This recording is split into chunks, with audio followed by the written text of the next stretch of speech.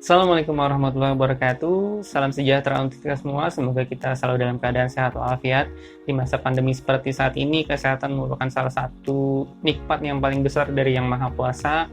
Karena banyak rekan-rekan dan keluarga kita yang mungkin kurang beruntung yang masih harus berjuang untuk bisa tetap sehat atau sehat kembali. Nah, di video kali ini kita akan membahas mengenai pola pikir positif. Jadi apa sih yang dimaksud dengan pola pikir positif? Kenapa kita harus punya pola pikir yang positif dan apa pentingnya untuk kehidupan kita? Nah, saksikan terus videonya sampai akhir. Jangan lupa untuk klik like, komen, dan subscribe.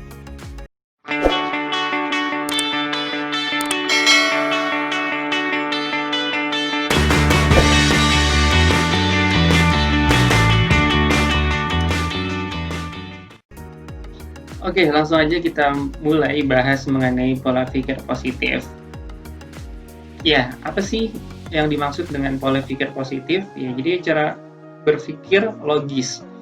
Jadi pola pikir positif adalah cara kita dalam berpikir secara logis itu artinya masuk akal, ya, mengenai bagaimana cara kita memandang suatu hal, peristiwa, atau kejadian dari sudut pandang atau sisi yang positif, ya, baik terhadap lingkungan, orang lain, maupun diri kita sendiri. Nah, contoh sederhananya gini, misalnya, ada kejadian atau peristiwa yang bahkan mungkin bisa dikatakan negatif atau kurang mengenakan. Contohnya, misalnya kita lagi jalan terus kesandung batu misalnya, akhirnya jatuh. Nah, mungkin itu adalah kejadian negatif gitu ya, artinya kita mengalami sebuah musibah atau tragedi. Nah, tapi kalau kita bisa memandang kejadian tersebut dari sudut pandang yang positif, kita akan menemukan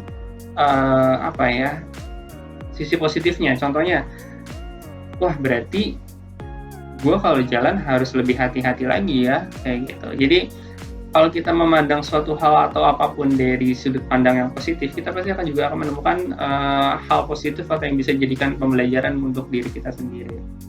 Nah, seorang dengan pola pikir positif tidak akan merasa putus asa, optimis, dan lebih menghargai diri sendiri. Ya, jadi contohnya, jadi dia tidak akan memandang suatu hal atau kejadian itu sebagai sesuatu yang negatif bagi dirinya sendiri, atau tidak memandang dirinya itu misalnya salah, terus membawa dampak negatif dan sebagainya. Artinya pasti akan selalu ada hal-hal positif atau pembelajaran yang dapat diambil dari setiap kejadian atau peristiwa yang ada. Oke, sebelumnya ada pola pikir yang mungkin selama ini kita yakini atau kita miliki sebagai sesuatu yang mungkin benar gitu menurut kita. Tapi sebenarnya kalau ditelaah lebih lanjut lagi, pola pikir tersebut itu sebenarnya bisa diubah untuk bisa jauh lebih positif dan bermanfaat untuk kehidupan kita. Contohnya yang pertama, harus jadi orang yang sukses.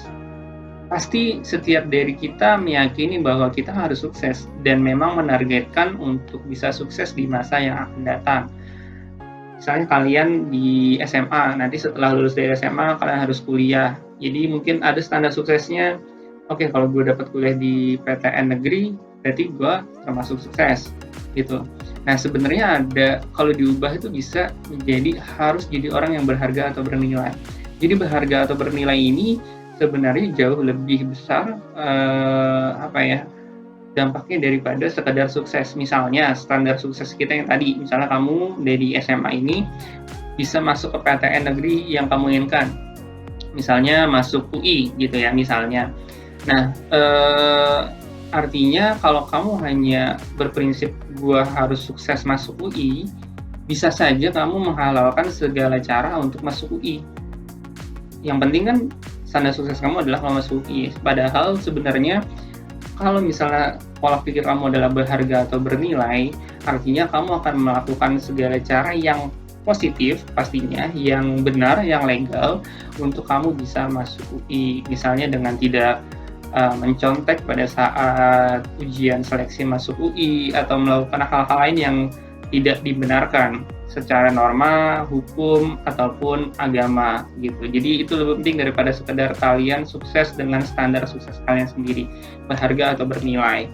Nah, yang kedua, jatuh cinta berdasarkan paras wajah dan fisik. Jatuh cinta ini maksudnya bukan hanya sekedar jatuh cinta sama pasangan ya. Misal kamu sayang sama teman kamu atau sahabat kamu nggak cuma berdasarkan dari paras wajah atau fisik aja. Jadi kita yang paling penting itu sebenarnya yang bisa diubah adalah pola pikirnya jatuh cinta berdasarkan karakter.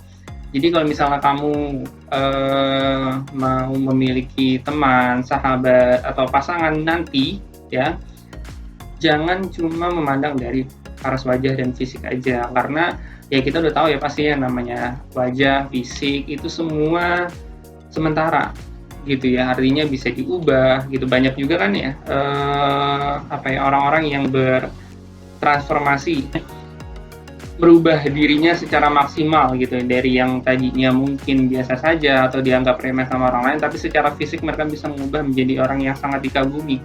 Jadi fisik itu sementara, sedangkan karakter itu adalah hal yang sulit diubah, sulit dibentuk. Artinya kalau memang orang karakternya positif, kemungkinan besar akan seterusnya positif kayak gitu, dan itu tentu jauh lebih penting daripada sekedar fisik.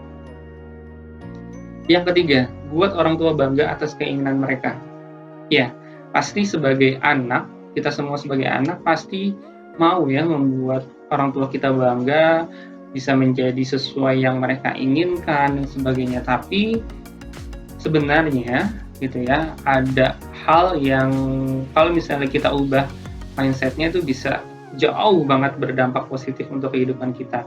Contohnya, kita ubah menjadi buat orang tua bangga atas kebahagiaan kita. Jadi gini, misalnya orang tua kamu pengen kamu masuk PTN gitu ya,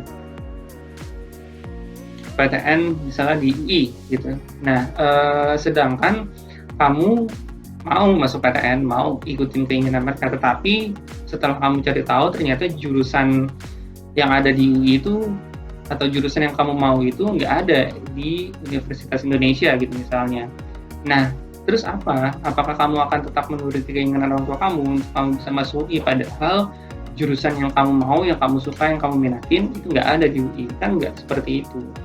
Kenapa? Karena kalau kamu nekat hanya tetap menurut keinginan orang tua kamu selama 4 tahun kamu kuliah, nanti lulus, kamu akan merasa sangat tertekan, bahkan bisa depresi karena kuliah itu berat ya. Kuliah itu apalagi kalau kamu yang kuliah yang di jurusan kamu yang mau aja itu berat, apalagi di jurusan yang kurang kalian minati. Jadi pentingkan juga kebahagiaan kamu.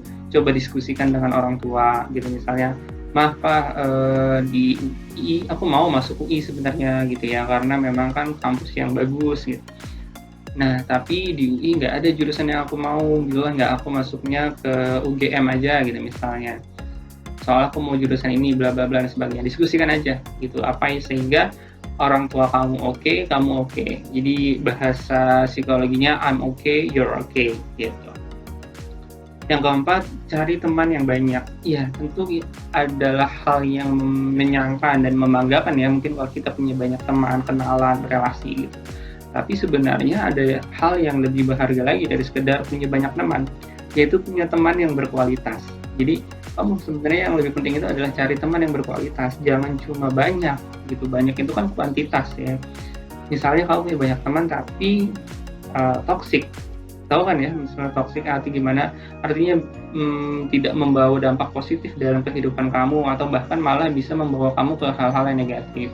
Jadi lebih baik sedikit tapi berkualitas gitu ya. Misalnya teman yang mengajak kamu untuk menjadi orang yang kompetitif, menjadi orang yang mengajarkan hal-hal positif lainnya lah gitu. Misalnya mengajak kamu untuk bisa taat beribadah dan sebagainya kayak gitu.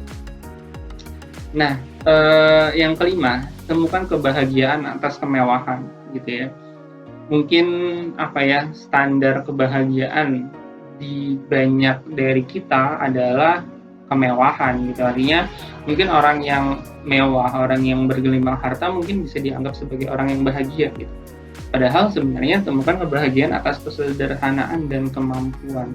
Bahwa sebenarnya bahagia itu nggak harus selalu soal mewah gitu. Kita bisa menemukan kebahagiaan dari hal-hal yang sederhana, dari hal-hal yang mampu kita lakukan gitu. Karena misalnya gini, kamu SMA gitu. Kamu pengen punya motor sport gitu ya, motor mewah, motor sport gitu misalnya, tapi orang tua kamu nggak mampu gitu misalnya. Artinya ada keperluan yang jauh lebih penting dari membelikan motor sport buat kamu gitu misalnya. Nah, artinya kan sebenarnya akan ada ketidakbahagiaan. Kalaupun orang tua kamu memaksakan mampu untuk menuruti keinginan kamu, pasti akan ada hal-hal yang dikorbankan gitu. Sebenarnya bahagiaan itu nggak harus selalu soal mewah. Jadi banyak hal-hal sederhana yang misalnya kita bisa temukan gitu. Oh iya ya, ternyata gue bisa bahagia dengan hal yang sederhana kayak gini. Yang keenam, temukan seseorang yang tidak bisa hidup tanpamu. Iya, mungkin ini adalah hal yang biasa gitu ya, misalnya kita dalam berhubungan mempunyai relasi atau relationship misalnya dengan sahabat dekat gitu ya, atau misalnya dengan pasangan gitu. Tapi sebenarnya temukan seseorang yang bisa hidup dengan ini jauh lebih penting gitu ya. Artinya kalau nggak bisa hidup tanpamu, artinya dia akan ketergantungan. Dan sedangkan nanti mungkin kita bahas ya, dalam sebuah relationship, kalau misalnya ada salah satu yang ketergantungan terhadap pasangannya, itu merupakan hubungan yang tidak sehat gitu. Jadi temukan seseorang yang bisa hidup denganmu, artinya orang ini bisa mengerti kamu dengan segala kelebihan dan juga kekurangan kamu, karena itu adalah hal yang sulit. Banyak juga ya misalnya sahabat atau pasangan yang memiliki konflik karena tidak bisa menerima pasangan atau sahabatnya kayak gitu. Jadi kalau kita sudah bisa menemukan seseorang yang bisa hidup dengan kita dengan segala kelebihan dan kekurangan kita, itu adalah hal yang luar biasa. Nah, jadi tadi hanya 6 aja contohnya, sebenarnya banyak lagi pola pikir yang mungkin kita anggap selama ini benar, tapi kalau misalnya kita telah lagi sebenarnya, kayaknya ada nih yang bisa lebih positif gitu, yang berdampak besar untuk kehidupan kita. Nah, sebagai penutup, pikiran kita bagaikan sebuah magnet. Mungkin kalian pernah dengar kalimat ini ya. Pikiran kita itu bagaikan sebuah magnet. Artinya jika kita memikirkan sesuatu hal yang negatif, maka kehidupan kita itu akan menarik hal-hal negatif dari sekitar kita untuk terjadi. Ya, contohnya, pernah nggak kalian dengar kalimat seperti ini? Kita nggak boleh ngomong, wah gue sial banget hari ini. Kenapa? Karena katanya kalau misalnya kita ngomong kalimat itu, maka seharian itu kita akan beneran sial gitu. Padahal cuma karena satu kejadian yang sepele. Tapi karena dengan ucapan kita atau pikiran kita bahwa gue sial hari ini, maka bisa jadi gitu ya, atau banyak terjadi pada kita bahwa kita beneran sial di hari itu. Makanya penting untuk kita selalu berkata-kata yang positif dan memiliki pikiran yang positif. Dan jika kita berpikiran positif, maka kita akan penuh dengan hal-hal positif yang baik gitu. Jadi kalau misalnya pernah nggak kamu dengar kalimat kayak gini, setiap pagi kita harus ngomong misalnya, gue akan berhasil, gue akan berhasil, gue akan berhasil. Kenapa? Karena kalau kamu berkata seperti itu dan kamu meyakini hal itu akan terjadi, maka itu akan percaya atau tidak, akan memberikan semangat buat kamu sehingga apa yang kamu tuju, apa yang mau kamu capai itu bisa terjadi dan bisa menjadi sebuah kenyataan. Ya, itu aja video mengenai pembahasan pola pikir yang positif. Semoga kita semua bisa memiliki pola pikir yang positif sehingga kehidupan kita bisa jauh lebih bermakna. Terima kasih, jangan lupa sekali lagi untuk klik like, komen, dan subscribe. Thank you.